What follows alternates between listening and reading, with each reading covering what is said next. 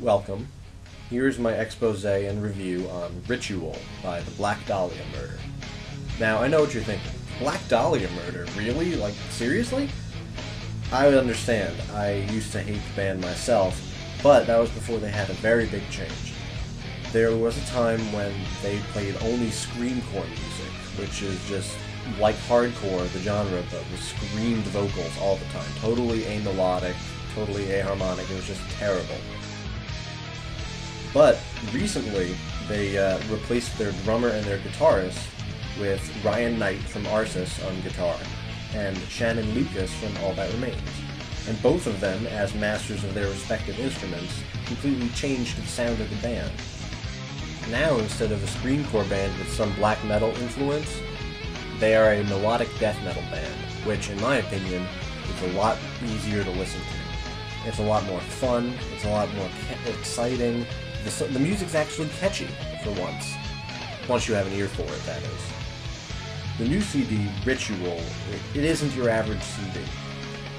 Well, for one, the front and back of it are completely adorned with occult imagery, and it opens up like a spellbook.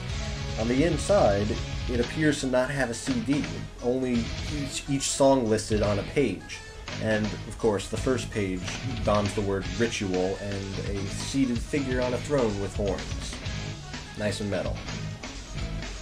In any case, each song's lyrics are listed as their own ritual within this spellbook. The CD, as it turns out, is hidden in the sleeve of the booklet that comes with the CD. But the message is clear, and it sets a nice framework for the CD.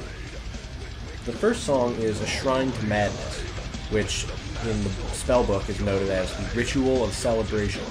This song is about what Halloween used to mean, what it originally meant as a pagan holiday before it got Christianized and commercialized by the American Housewives Association in the 1950s. As it turns out, the pagan celebration was a gathering for chaos and evil doing throughout the night. People would put on these masks of ghosts and demons and run around and cause havoc.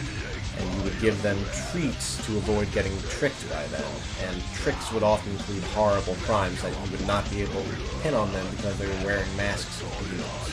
In a way, for a night, they become the demons of Samhain, the harvest god, who was interpreted as a robed man with a sickle, who now we call the Grim Reaper. The second song is Moonlight Equilibrium, which is a fancy way to say the balance of the moon. It is the ritual of transformation in the spellbook, which makes sense when you consider that the song is about the werewolf curse, turning into a werewolf and at the full moon and murdering people. The third song on the CD is On Stirring Seas of Salted Blood, which is the Ritual of Condemnation. It is so called the Ritual of Condemnation because it is about soldiers of war who are doomed to a horrible purgatorial afterlife, where they're all serving on the ships that they rode on, but they're adrift on a sea of blood, endlessly fighting but unable to die. A very Greco-Roman version of hell, with the concept of, no death but a constant punishment. The fourth song is Conspiring with the Damned, which is the Ritual of Communication. It's called the Ritual of Communication because the song describes the act of using a Ouija board to commune with the dead. While this may originally be an innocent act, it's just a game, as the song quotes. It can often lead to trouble, as sending an open call to the other side does not leave you much control over who answers that call. And if a demon answers that call, well, you're in trouble, as the song goes on to describe. The fifth song on the CD is The Window, which is the Ritual of Abduction. The Window is about the famous French serial killer Gilles de Rais, who was a companion of Joan of Arc. When Joan of Arc was burned at the stake, Gilles de Rais turned his back on God, wondering how a god could allow such a wonderful warrior of his name to be burned for a witch. In his depression that resulted of this, he became a serial killer in his own right, and decided to start kidnapping people and sacrificing them to a demon named Baron. Speaking of sacrifice to demons, the sixth song, fitting enough that is number 6 on the CD, is Carbonized and Cruciform, which is the Ritual of Conjuration. The Ritual of Conjuration refers to the dark rite performed by a satanic cult. It wouldn't be heavy metal without a good satanic cult now and then, would it? The 7th song on the album is Den of the Peakerist. A Peakerist is a certain kind of serial killer, finishing up the theme of killers on this album. A Peakerist is, well, I'm not going to describe it here because it's a little heavy, but to put it one way, Jack the Ripper was one. So describing killings like his in a very quick, fast song. Thusly, this is the ritual of mutilation. Going through the spellbook, as you reach the middle, there is a big, hi-fi, glossy, open spread of 5 members of a cult, all hooded, one of whom is holding out a book to you. Fitting as you hold the open book before you. The 8th song on the CD is Malenchantments of the Necrosphere. Yes, you heard that right. Malenchantments of the Necrosphere. If those sound like made-up words, it's because they are. It is the ritual of condemnation, and this is a story song about a man in ancient times who was turned to stone as a punishment for his crimes by some elder race that was here before man. In his stone form, he lies in wait in some cave in a mountainside for countless eons, fully sentient as his punishment, this waking death. But he can't do anything about it. However, thousands of years later, some practitioner of black magic finds him and uses a spell to awaken him. Unfortunately, all that's left inside of him is raging insanity and anger, and he goes on a rampage. The 9th song is The Grave Robber's Work, which is Ritual of Desecration. The Grave Robber's Work is actually a very interesting song that shows off the lyrical ability of Black Dahlia Murder. It is a song about people who will do whatever they want to get what they want, who are ruled by their desire. To accomplish this, the song compares these people through a metaphor to grave robbers, and uses language throughout the song appropriate of such a grim career.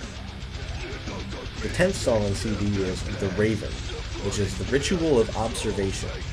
This song is a dark, grim fantasy about loners, and loners being right in the end.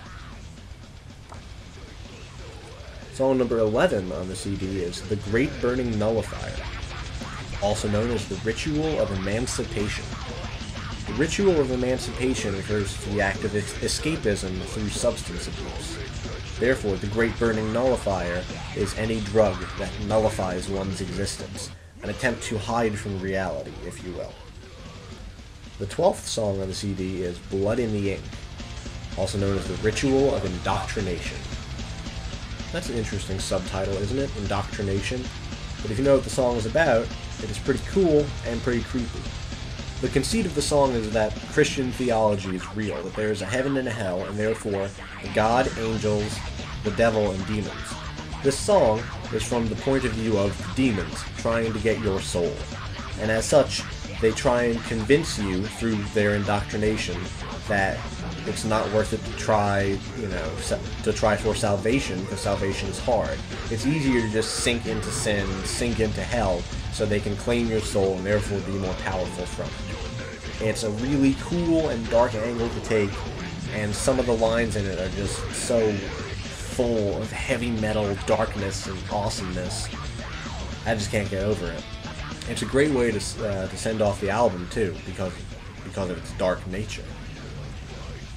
Because it's like the demons presenting humans with a contract to just give up and sign their soul away, underneath this song is a blank area with the identifying label name, and then a big underline. All of these rituals within the framing of a spellbook make for one seriously metal CD, and as you've heard, their sound has been completely defined by it too. I don't know about you, but I, a completely converted ex-hater of the Black Dahlia Murder, am seriously looking forward to their next CD.